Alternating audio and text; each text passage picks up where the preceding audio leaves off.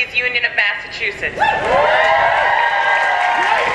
We at the ACLU champion freedom of speech, the freedom of religion, and women's rights. Now, just last week, 5 men on the Supreme Court told us that they too champion the freedom of speech and freedom of religion. But to that I say, not so. 5 men on the court want us to believe that the freedom of speech and freedom of religion are incompatible with women's rights. They want us to believe that these freedoms are about imposing your will upon others and depriving women of our rights as full citizens. We at the ACLU wholly reject this. This is not what the freedom of speech and the freedom of religion look like. We refuse to accept that women must be reduced to second-class citizens in order to protect these freedoms. We deserve better, and we must demand better. We must stop waiting for 5 men on the court to recognize our personhood. We will not put our faith in the rights in the hands of those who put the rights of corporations before the rights of women. We will not seek justice from a court that time and time again refuses to recognize our right to equal and meaningful protection under the laws. Our rights to control our bodies and have access to reproductive health care is in harmony, not at odds, with the freedom of speech and the freedom of religion. Now, let me be clear that this is not just about access. 5 men on the Supreme Court have made it their mission to reduce us to second-class citizens, not just through our bodies, but also through our ability to participate equally in the labor market. Just last week, there was a third decision. In Harris v. Quinn, the court further limited the right of low-wage home health care workers to organize. The majority of these women are poor women of color.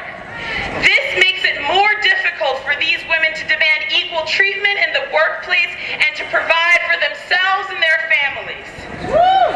So, I say again, we cannot be silent about our use of contraception. We cannot be silent about seeking abortions. And we shall not be silent about our right to participate equally in the labor market. We will no longer be shamed about exercising and demanding our fundamental civil rights. So here's what we can do. We must come together and demand that the laws already on the books, like the federal and state access to clinic laws and our own emergency contraception laws, be enforced vigorously.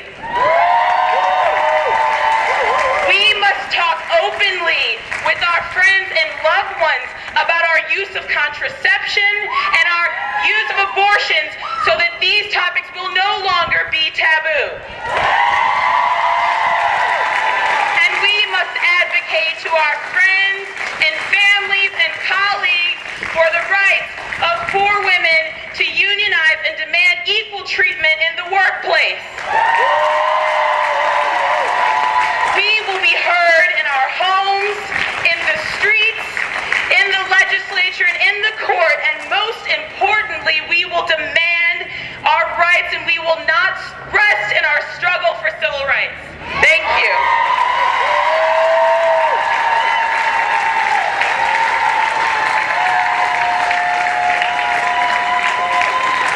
Dynamic young woman. I can think of very few people that could follow her except for a special guest who's joining us this evening. He's been more than an ally. He's been a champion for women. Our governor, Deval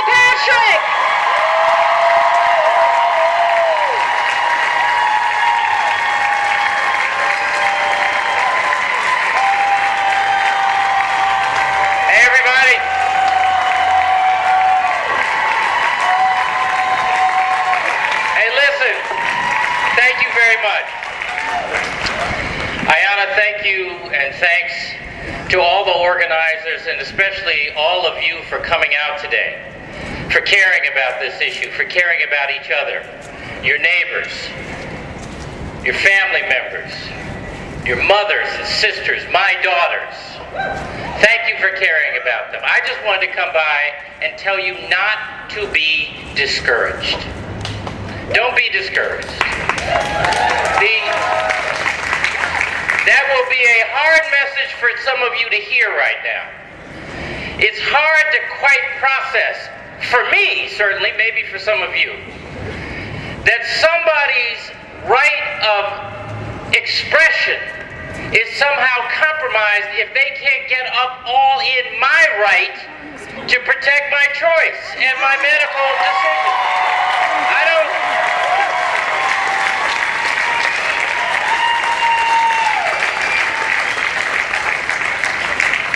I respect choice, and I respect the freedom of religion and of expression, and so do you. But leaving aside whether the court got it wrong or right, there are 2 points quickly I want to make. The first is that on a practical lever, the court gave us a roadmap on what to do. Now let's go do it. You've got a legislature, legislative leadership, and a governor who want to make this right. Come in. Come make a claim on your government. And tell your stories above all. Because we have to build the record that will sustain the legislation I believe we can move and get enacted before the session ends at the end of this month. That's the first thing.